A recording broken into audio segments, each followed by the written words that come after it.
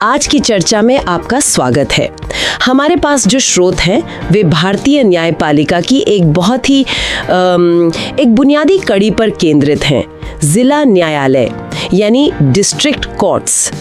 हमने सुना तो बहुत है इनके बारे में, पर शायद इनकी अहमियत को पूरी तरह समझते नहीं। बिल्कुल, और ये समझना इसलिए भी जरूरी है क्योंकि अगर भारतीय न्यायपालिका एक बहुत बड़ी इमारत है तो जिला अदालतें उसकी नींव हैं। ज्यादातर लोगों का न्याय से पहला सामना यही होता है। सही कहा। और जो लोग प्रतियोगी परीक्षाओं की तैयारी कर रहे हैं उनके लिए तो ये विषय बहुत ही महत्वपूर्ण है। तो आज हमारा मिशन है इन स्रोतों की मदद से इस नींव की मजबूती को, इसकी बनावट को और इसके काम करने के तरीके को समझना। जी, चलिए शुरू करते हैं। हमारा मकसद सिर्फ तथ्यों को रटना नहीं है, बल्कि ये समझना है कि ये व्यवस्था ऐसी क्यों है। तो सबसे पहले एक बिल्कुल बुनियादी सवाल से शुरू करती हूँ। ये जिला न्यायालय आखिर है क्या? संविधान में इसका क्या स्थान है? देखिए, जैसा नाम से ही जाहिर है, ये हर जिले की सबसे बड़ी और प्रमुख अदालत होती है। हमारे संविधान के अनुच्छेद 233 से लेकर 237 तक इनमें अधीनस्थ न्यायपालिका की पूरी रूपरेखा दी गई है। अच्छा। और जिला न्यायालय इसका सबसे महत्वपूर्ण हिस्सा है। ये वो पहली बड़ी अदालत है जहां आम नागरिक न्याय के लिए पहुंचता है। ठीक है, तो ये जिले की सबसे बड़ी अदालत है। हमारे स्रोतों में एक बहुत दिलचस्प बात कही गई है कि ये अदालत एक ही है, पर इसके चेहरे दो हैं। ये दीवानी और फौजदारी दोनों तरह के मामलों को सुनती है। इसे थोड़ा और सरल शब्दों में समझाएंगे। हाँ, ये एक ऐसा पॉइंट है जहां अक्सर लोगों को कंफ्यूजन होता है जी। तो इसे ठीक से समझना जरूरी है। देखिए, विवाद मोटे तौर पर दो तरह के होते हैं। पहले हैं दीवानी मामले, सिविल केस। जी, सिविल केस। इनका संबंध मुख्य रूप से अधिकारों और संपत्ति से होता है, जैसे जमीन का झगड़ा, किराएदारी का विवाद, शादी तलाक या वसीयत से जुड़े मामले। मतलब इनमें सजा नहीं होती? नहीं, इनमें सजा नहीं होती, हर्जाना या अधिकार दिलाया जाता है। मतलब जहां दो लोगों के बीच अपने हक की लड़ाई हो। समझ गई। और दूसरी तरफ हैं फौजदारी मामले यानी क्रिमिनल केस। ये वो अपराध हैं जिन्हें सिर्फ व्यक्ति के खिलाफ नहीं बल्कि पूरे समाज के खिलाफ माना जाता है। जैसे चोरी, मारपीट, डकैती या फिर हत्या। इनमें अगर कोई दोषी पाया जाता है तो उसे जेल या जुर्माने की सजा होती है। और यहीं पर वो नाम बदलने वाली बात आती है ना? मुझे ये हमेशा से बड़ा रोचक लगता है। बिल्कुल। जब जिला न्यायाधीश दीवानी मामलों यानी जमीन जायदाद के केस की सुनवाई करते हैं तो उन्हें जिला न्यायाधीश या डिस्ट्रिक्ट जज कहते हैं। लेकिन जब वही न्यायाधीश अपनी कुर्सी पर बैठकर किसी आपराधिक मामले जैसे हत्या या डकैती की केस की सुनवाई शुरू करते हैं, तब उनका पद नाम बदल जाता है। हाँ, तब उस अदालत को सत्र न्यायालय या सेशंस कोर्ट कहा जाने लगता है और उन्हें सत्र न्यायाधीश या सेशंस जज। मतलब जज वही, कमरा वही, बस मामले के प्रकृति बदलने से अदालत का नाम और जज का पद नाम बदल गया। ये एक व्यक्ति दो भूमिका जैसा है। एकदम सही। और ये प्रतियोगी परीक्षाओं के लिए एक बहुत ही महत्वपूर्ण तथ्य है जिसे याद रखना चाहिए। पर एक सवाल मन में आता है, क्या इससे कोई कंफ्यूजन नहीं होता? एक ही जज सुबह जमीन का मामला सुन रहा है और दोपहर में हत्या का। ये बहुत अच्छा सवाल है। असल में न्यायिक अधिकारियों को इस तरह से प्रशिक्षित किया जाता है कि वे कानून के दोनों ही क्षेत्रों में निपुण हों, और ये व्यवस्था संसाधनों का बेहतरीन इस्तेमाल भी सुनिश्चित करती है। ठीक है, तो ये व्यवस्था दक्षता के लिए है। अब सवाल ये उठता है कि इन इतनी महत्वपूर्ण भूमिकाओं को निभाने वाले न्यायाधीश बनते कैसे हैं? इनकी नियुक्ति कौन करता है? क्योंकि ये प्रक्रिया ही तय करती है कि न्याय की कुर्सी पर कौन बैठेगा। ये प्रक्रिया बहुत ही मजबूत बनाई गई है। स्रोतों के अनुसार जिला न्यायाधीश की नियुक्ति उस राज्य के राज्यपाल करते हैं, लेकिन यहाँ एक बहुत बड़ा लेकिन है। वो क्या? राज्यपाल ये फैसला अकेले नहीं ले सकते। नियुक्ति करने से पहले राज्यपाल के लिए ये अनिवार्य है, मतलब कंपलसरी है कि वे उस राज्य के उच्च न्यायालय यानी हाई कोर्ट के मुख्य न्यायाधीश से परामर्श करें। परामर्श मतलब सिर्फ एक सलाह नहीं, ये सिर्फ एक सलाह नहीं है, ये एक जरूरी प्रक्रिया है। हाई कोर्ट जिन नामों की सिफारिश करता है आमतौर पर उन्हीं में से नियुक्ति होती है। तो ये एक तरह का टू की सिस्टम है जहाँ कार्यपालिका और न्यायपालिका दोनों की सहमति जरूरी है। बिल्कुल, ये भारतीय संविधान की खूबसूरती है। ये शक्ति के संतुलन को दिखाता है। ये प्रक्रिया सुनिश्चित करती है कि नियुक्ति में किसी एक संस्था का एकाधिकार ना हो। और इन जजों के योग्यता क्या होती है? क्या कोई भी अनुभवी वकील जिला न्यायाधीश बन सकता है? इसके लिए भी स्पष्ट नियम है। दो मुख्य रास्ते हैं। पहला, वो व्यक्ति कम से कम 7 साल तक वकील के तौर पर काम कर चुका हो। 7 साल का अनुभव, ठीक है। और दूसरा रास्ता है पदोन्नति का, यानी कोई व्यक्ति पहले से ही राज्य की न्यायिक सेवा में हो, जैसे कि सिविल जज या मजिस्ट्रेट। अच्छा, मतलब प्रमोशन के जरिए। जी, प्रमोशन के जरिए उसे उसके अनुभव और काबिलियत के आधार पर पदोन्नति देकर जिला न्यायाधीश बनाया जाए। दोनों ही रास्तों में अनुभव को बहुत ज्यादा महत्व दिया गया है। समझ गई। तो अनुभव और एक मजबूत चयन प्रक्रिया के बाद जज अपनी कुर्सी पर बैठते हैं। अब बात करते हैं उनकी शक्तियों की। एक बार नियुक्त होने के बाद उनके पास असल में क्या अधिकार होते हैं? उनकी शक्तियों को हम मुख्य रूप से 2 श्रेणियों में बांट सकते हैं। पहला है मूल अधिकारिता, यानी ओरिजिनल ज्यूरिसडिक्शन। इसका क्या मतलब हुआ? इसका मतलब है कि कुछ गंभीर मामले पहली बार में ही सीधे जिला न्यायालय में सुने जा सकते हैं। आपको किसी छोटी अदालत में जाने की जरूरत नहीं। ये उस मामले की सुनवाई का ओरिजिनल यानी पहला पॉइंट है। और दूसरी शक्ति? दूसरी है अपीलीय अधिकारिता, यानी एपेलेट ज्यूरिसडिक्शन। ये बहुत महत्वपूर्ण है। अपील सुनने का अधिकार। हाँ, इसका मतलब है कि जिला न्यायालय अपने से निचली अदालतों जैसे मजिस्ट्रेट कोर्ट के फैसलों के खिलाफ अपील सुन सकता है। अगर किसी को लगता है कि निचली अदालत का फैसला गलत है, तो वो उसे जिला न्यायालय में चुनौती दे सकता है। तो ये एक तरह से निचली अदालतों पर गुणवत्ता नियंत्रण का काम भी करता है। और स्रोतों में एक बहुत ही गंभीर शक्ति का भी जिक्र है, मृत्यु दंड देने की शक्ति। हाँ। ये तो जीवन और मृत्यु का सवाल है। ये शक्ति कैसे काम करती है? हाँ, और ये एक ऐसा विषय है जिससे प्रतियोगी परीक्षाओं में अक्सर सवाल पूछे जाते हैं।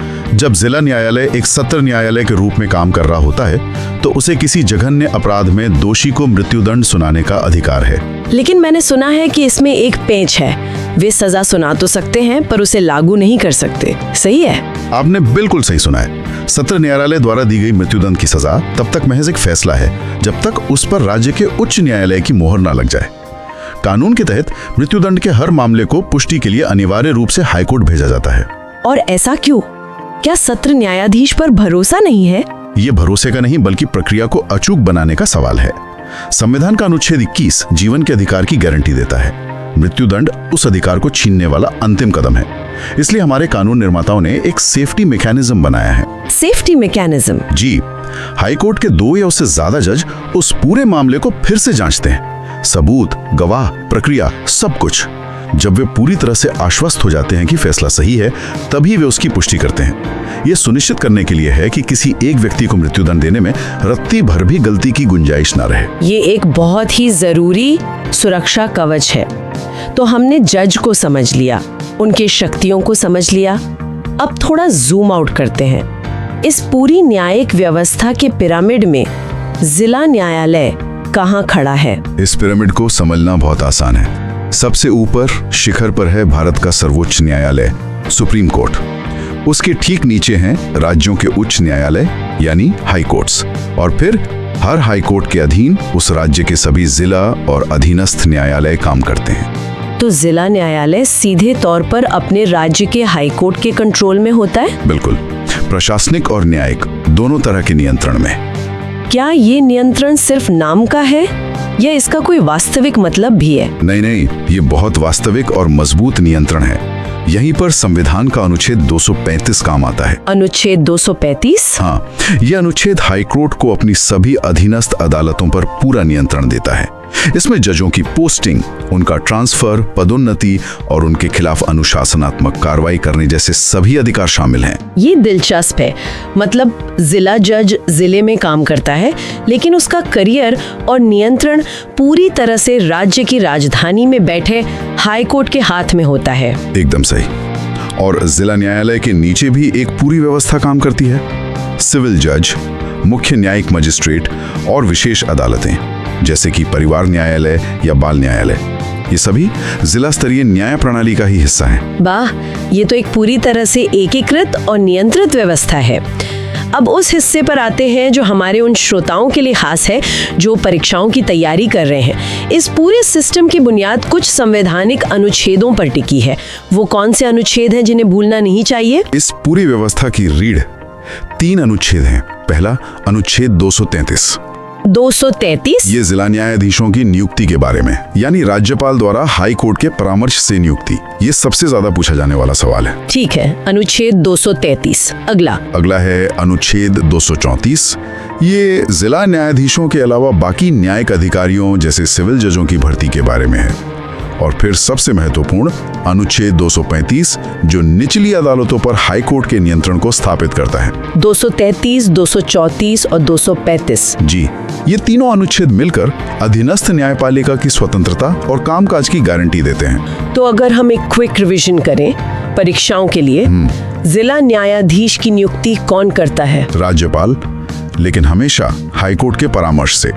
ये परामर्श शब्द बहुत महत्वपूर्ण है। और मृत्युदंड की अंतिम पुष्टि कौन करता है? संबंधित राज्य का उच्च न्यायालय। और निचली अदालतों पर नियंत्रण किसका होता है? उच्च न्यायालय का, अनुच्छेद 235 के तहत। ये 3 सवाल इस पूरे विषय के सार को पकड़ते हैं। तो इन सब का निचोड़ क्या है? हमने इसकी संरचना, शक्तियां, नियुक्ति प्रक्रिया सब समझ लिया, लेकिन एक आम नागरिक के लिए इस अदालत की असल अहमियत क्या है? देखिए, जब हम न्यायपालिका की बात करते हैं तो अक्सर टीवी पर सुप्रीम कोर्ट और हाई कोर्ट की बड़ी बड़ी खबरें देखते हैं, लेकिन एक आम भारतीय के लिए न्याय का मतलब जिला न्यायालय है। न्याय का सबसे पहला दरवाजा। बिल्कुल, ये न्याय तक पहुंच का सबसे पहला और सबसे सुलभ दरवाजा है। सोचिए, अगर जिला अदालतें ना हो तो जमीन के एक छोटे से विवाद के लिए भी किसी किसान को सैकड़ों किलोमीटर दूर राज्य की राजधानी में हाईकोर्ट जाना पड़ेगा। उसका कितना समय, पैसा और ऊर्जा बर्बाद होगी। और हाईकोर्ट पर भी मुकदमों का ऐसा बोझ पड़ेगा कि पूरी व्यवस्था ही बैठ जाएगी। इसलिए जिला न्यायालय सिर्फ एक अदालत नहीं है, ये पूरी न्याय प्रणाली का बोझ उठाने वाली नींव है। और बिना मजबूत नींव के कोई इमारत खड़ी नहीं रह सकती। बहुत ही सटीक विश्लेषण। तो आज की हमारी इस गहरी पड़ताल का सार ये है कि जिला न्यायालय किसी भी जिले की न्यायिक धुरी है, जो दीवानी और फौजदारी दोनों तरह के मामले देखती है। और फौजदारी मामलों में इसका नाम बदलकर सत्र न्यायालय हो जाता है। सही कहा। और हमने ये भी समझा कि जिला न्यायाधीशों की नियुक्ति में कार्यपालिका और न्यायपालिका के बीच एक संतुलन बनाया गया है, और इनके पास व्यापक शक्तियां हैं, लेकिन उन शक्तियों पर हाई कोर्ट का एक सुरक्षा कवच भी है। और हमने उन 3 महत्वपूर्ण संवैधानिक अनुच्छेदों 233, 234 और 235 पर भी रोशनी डाली, जो अधीनस्थ न्यायपालिका की स्वतंत्रता और कामकाज की पूरी कहानी कहते हैं। और जाते जाते एक विचार छोड़ जाती हूँ। हमारे स्रोतों ने इन अदालतों की औपचारिक संरचना और शक्तियों के बारे में बहुत स्पष्ट जानकारी दी है, लेकिन सोचने वाली बात यह है कि कागज पर मौजूद ये शानदार प्रक्रिया जमीनी हकीकत में कैसे काम करती है। जब एक आम नागरिक न्याय की उम्मीद लेकर इन अदालतों का दरवाजा खटखटाता है, तो मुकदमों की लंबी तारीखों, प्रक्रिया की जटिलता और खर्च का उसके अनुभव पर क्या असर पड़ता है? शायद असली चुनौती इस कागजी व्यवस्था और जमीनी हकीकत के फासले को पाटने में ही है। इस पर विचार